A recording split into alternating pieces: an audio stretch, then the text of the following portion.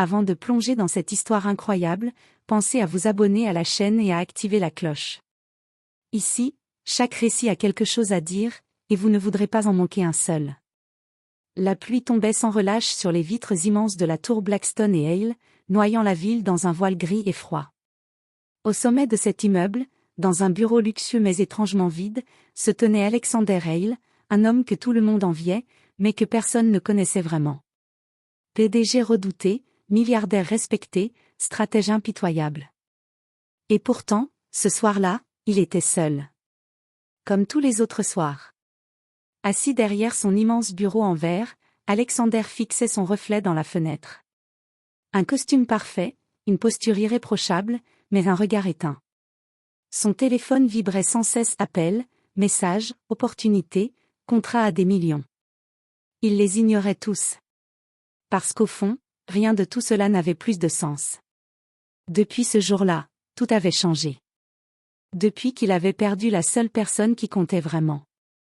Dans le silence pesant du bureau, un léger bruit se fit entendre.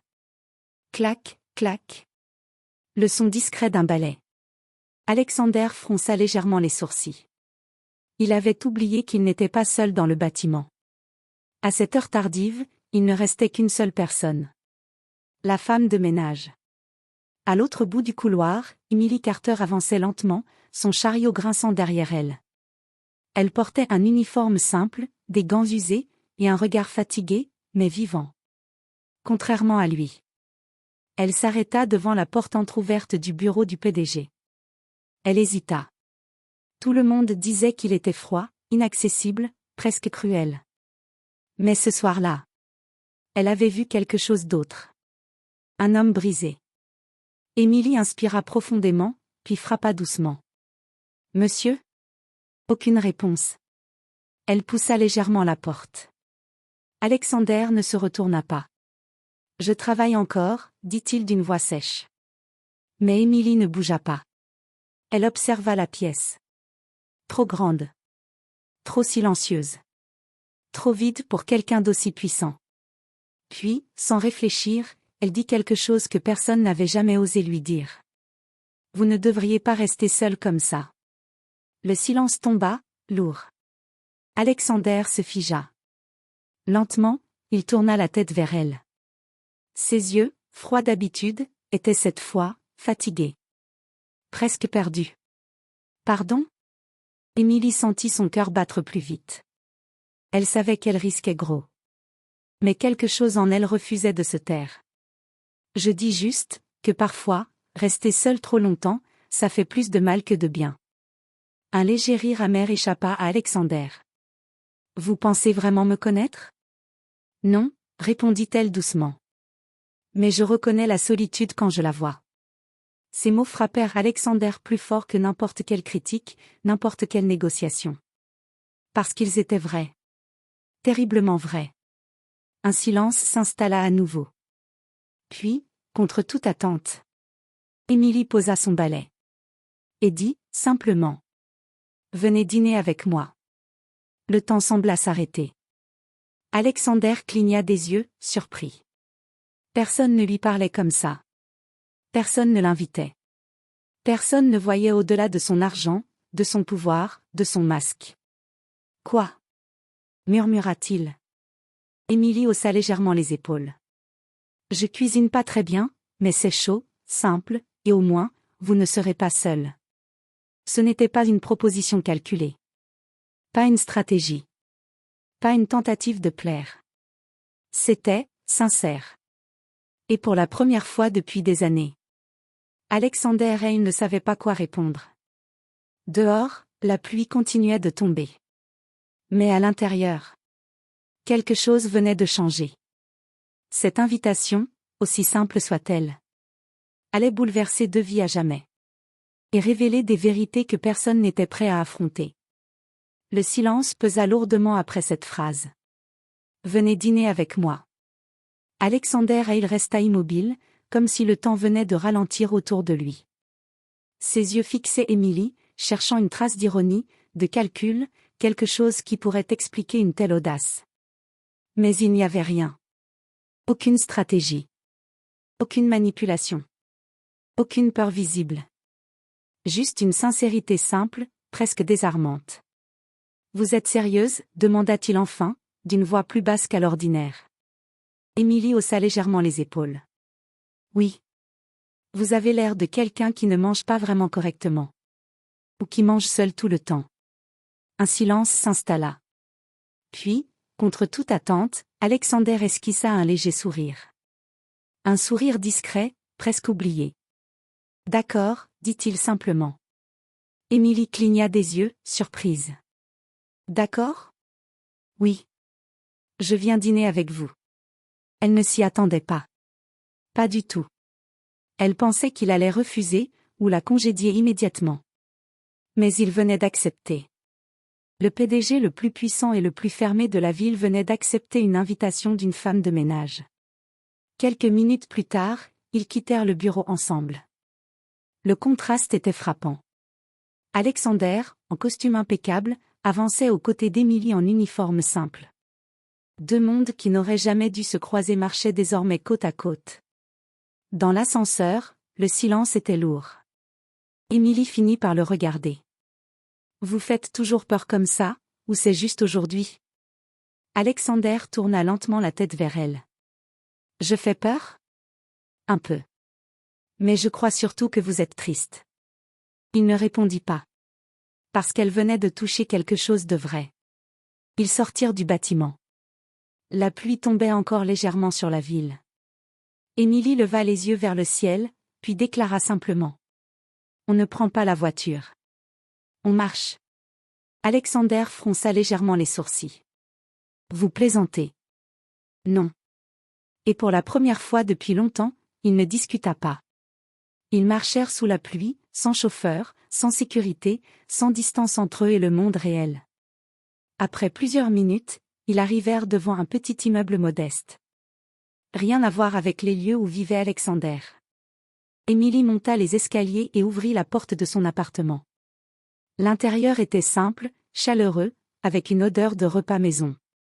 Alexander resta immobile un instant, observant cet endroit qu'il ne connaissait pas. « Asseyez-vous, dit Émilie. Il obéit. Elle posa un plat devant lui. Un repas simple, sans luxe. Alexander en prit une bouchée. Et il s'arrêta un instant. Quelque chose venait de changer en lui. Quelque chose qu'il ne comprenait pas encore. C'est bon, dit-il finalement. Émilie sourit légèrement. Je vous avais dit que ce n'était pas grand-chose. Ce n'est pas le goût, répondit-il doucement. C'est autre chose. Ça me rappelle quelqu'un. Un silence s'installa. Émilie comprit qu'il y avait une histoire derrière cet homme. Une douleur ancienne. Une perte. Et ce dîner n'était peut-être que le début de quelque chose de beaucoup plus profond. Mais elle ne savait pas encore dans quoi elle venait de mettre les pieds. Et elle ne savait surtout pas qui était vraiment l'homme assis en face d'elle. La nuit avançait doucement sur la ville, mais dans le petit appartement d'Émilie, le temps semblait s'être arrêté. Alexander et il restaient assis à la petite table, comme s'ils ne savaient pas vraiment comment occuper cet espace. Tout était trop simple, trop humain, trop différent de son univers habituel. Émilie, elle, rangeait discrètement quelques affaires dans la cuisine, laissant volontairement un peu de silence entre eux. Elle ne voulait pas le brusquer. Elle avait compris une chose chez lui, cet homme n'était pas seulement riche ou puissant. Il était enfermé. Et probablement depuis longtemps. « Vous vivez ici seul ?» demanda-t-il enfin. Sa voix était calme, mais elle trahissait une curiosité qu'il ne montrait jamais dans son monde. Émilie hésita un instant. « Oui. Depuis 2 ans. Et votre famille ?» Elle s'arrêta légèrement. Pas vraiment présente. Alexander acquiesça sans insister. Il savait reconnaître les sujets qu'il ne fallait pas pousser. Un silence revint, mais cette fois il n'était pas vide. Il était chargé. Émilie finit par s'asseoir en face de lui. « Et vous ?» demanda-t-elle doucement. « Vous vivez comment, quand vous ne travaillez pas ?» Alexander eut un léger mouvement du regard, presque imperceptible. « Je travaille. »« Tout le temps ?»« Tout le temps. » Émilie le fixa, sans jugement. « Ça ne peut pas être une vie. » Ces mots restèrent suspendus dans l'air. Alexander ne répondit pas immédiatement. Son regard se perdit un instant dans le vide, comme s'il cherchait une réponse qu'il n'avait jamais trouvée. C'est la seule chose que je sais faire, dit-il finalement. Émilie secoua doucement la tête. Non. C'est la seule chose que vous vous autorisez à faire. Le silence qui suivit était plus lourd que les précédents. Alexander serra légèrement les doigts sur la table. Personne ne lui parlait comme ça. Personne n'osait. Et pourtant, il ne se levait pas. Il ne partait pas. Plus tard dans la soirée, Émilie lui proposa un thé. Il accepta sans discuter. Ils se retrouvèrent à nouveau dans un silence étrange, mais moins froid qu'au début. Quelque chose avait changé, même si aucun des deux ne pouvait encore le nommer. Soudain, le téléphone d'Alexander vibra. L'écran s'illumina immédiatement. Plusieurs appels manquaient. Des messages urgents. Des noms importants. Émilie ne vit pas tout, mais elle vit assez pour comprendre que son monde à lui venait de le rattraper. Alexander fixa l'écran. Puis, pour la première fois de la soirée, son regard se durcit. « Je dois y aller », dit-il simplement. Émilie hocha la tête. « Bien sûr. » Mais il ne bougea pas immédiatement. Il resta là, comme s'il hésitait entre deux vies. Celle qu'il connaissait. Et celle qu'il venait de découvrir. Il se leva finalement. Avant de partir, il la regarda. « Merci pour ce dîner. » Émilie répondit doucement. « Vous étiez seule. Maintenant un peu moins. » Ces mots le touchèrent plus qu'il ne voulait l'admettre. Il sortit. Dehors, la pluie avait cessé, mais la ville restait humide, brillante, presque froide. Dans la voiture qui l'attendait, Alexander regarda une dernière fois l'immeuble d'Émilie. Puis il monta. Le véhicule démarra. Et avec lui, le monde qu'il avait tenté d'oublier reprit toute la place.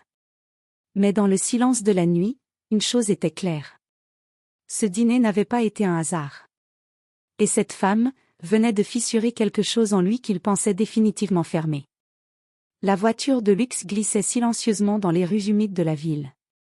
À l'intérieur, Alexander Hale restait immobile, le regard fixé sur les lumières qui défilaient derrière la vitre. Tout semblait normal. Et pourtant, rien ne l'était. Son téléphone vibrait encore dans sa main. Cette fois, il le regarda vraiment. 3 appels de son bras droit. 2 messages de son conseil d'administration. Un nom revenait encore et encore, Urge. Mais il ne répondait pas immédiatement. Parce qu'une autre image s'imposait à lui. Une petite table. Un repas simple. Une femme qui ne le traitait pas comme un PDG. Une voix qui lui disait qu'il était triste sans avoir peur de lui. Émilie. Il serra légèrement la mâchoire, comme pour chasser cette pensée. Mais elle restait. Dans le même temps, de l'autre côté de la ville, Émilie venait de refermer la porte de son appartement. Le silence était revenu. Elle s'adossa un instant contre la porte, comme si elle essayait de comprendre ce qui venait de se passer. Un PDG chez elle. Un dîner. Une conversation étrange, presque intime. Elle secoua doucement la tête. « Ce n'est pas mon monde », murmura-t-elle pour elle-même. Mais au fond, elle savait déjà que quelque chose avait changé. Alexander arriva enfin dans la tour Blackstone et Hale. Dès qu'il entra, tout sembla se remettre en mouvement autour de lui. Assistants, gardes, directeurs, tous s'agitaient comme si leur monde dépendait de chaque seconde de son attention. Monsieur Hale, enfin, lança son bras droit, Mark Donovan, en s'approchant rapidement. On a essayé de vous joindre toute la soirée. Il y a un problème majeur avec l'accord de Tokyo. Et les actionnaires commencent à poser des questions sur votre absence.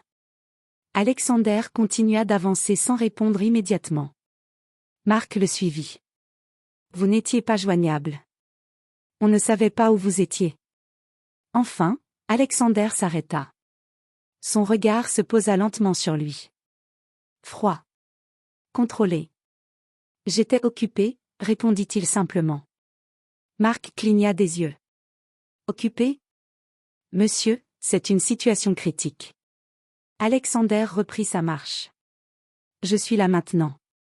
Mais dans son esprit, il n'était pas vraiment là.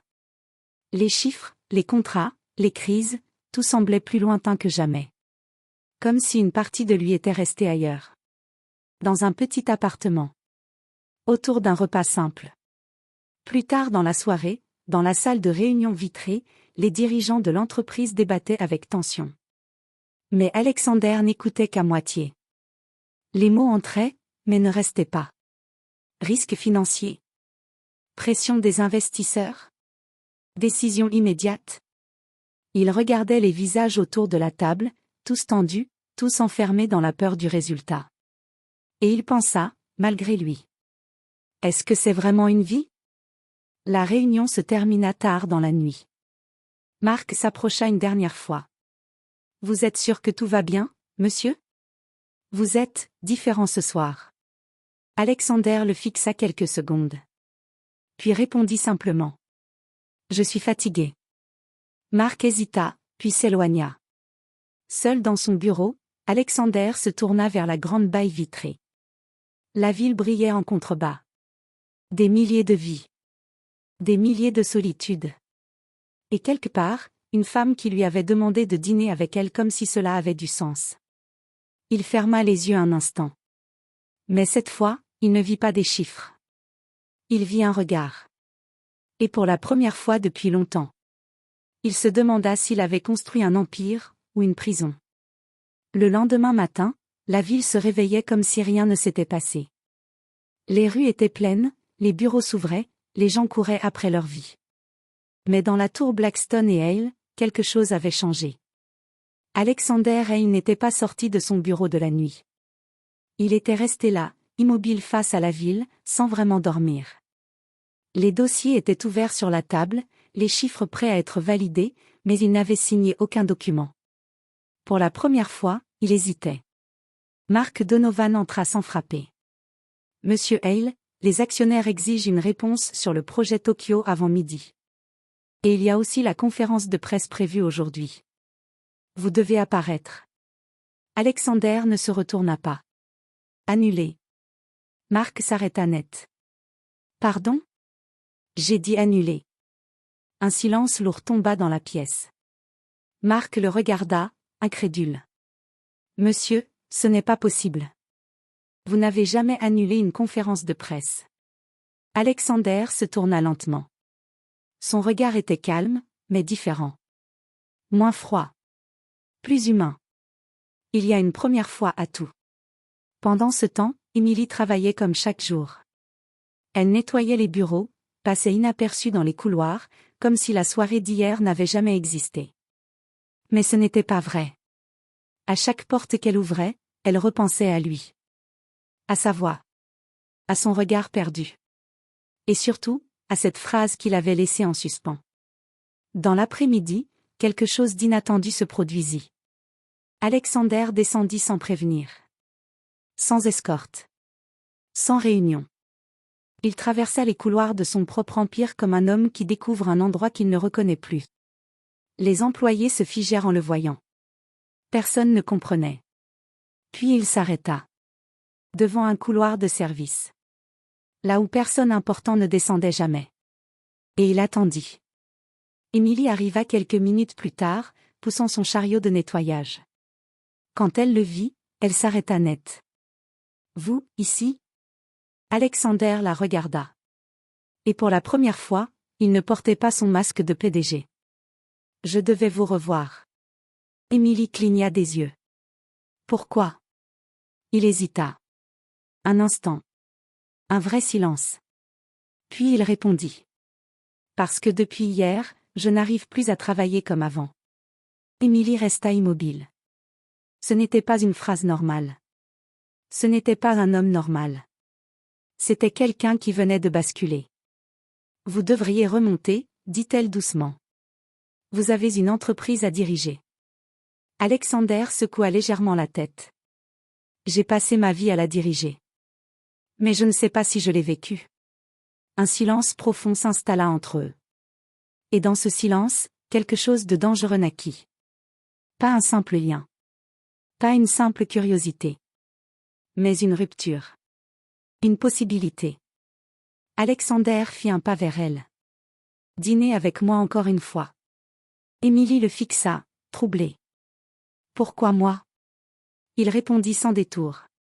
Parce que vous êtes la seule personne qui ne me parle pas comme si j'étais intouchable. Elle baissa les yeux.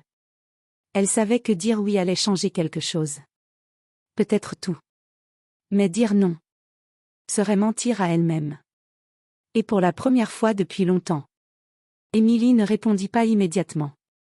Le soir était tombé sur la ville, mais cette fois, rien n'avait le même goût. Émilie avait accepté. Un simple mot.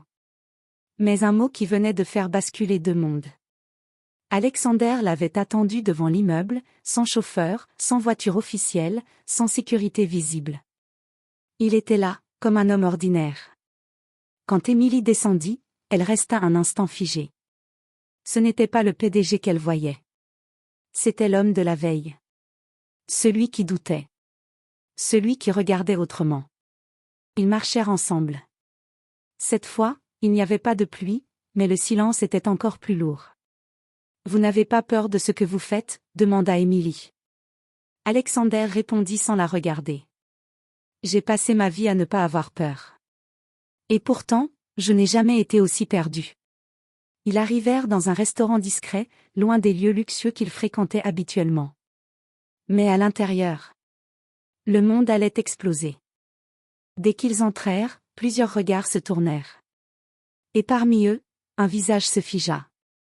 Mark Donovan. Son bras droit.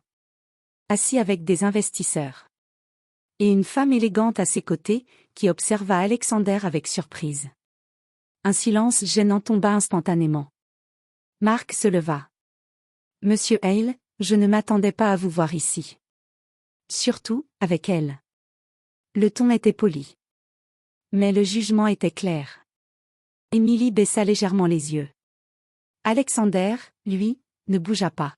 « Asseyez-vous, Mark. » Mais Mark continua. « C'est donc ça, votre absence ces derniers jours? Une distraction ?» Un murmure parcourut la salle. Émilie sentit la tension. Elle comprit immédiatement qu'elle n'avait pas sa place ici. Elle recula légèrement. Mais Alexander fit un pas vers elle. Et posa doucement une phrase qui fit taire tout le monde. Elle n'est pas une distraction. Elle est la première chose réelle que j'ai rencontrée depuis des années. Silence total. Mark serra la mâchoire. La femme à côté de lui le regarda différemment. Émilie, elle, resta figée. Mais ce moment de vérité déclencha autre chose. Les investisseurs commencèrent à murmurer. Instabilité? Image de l'entreprise? Décision irrationnelle? L'empire commençait à trembler. Alexander sentit tout lui échapper. Son monde. Son contrôle.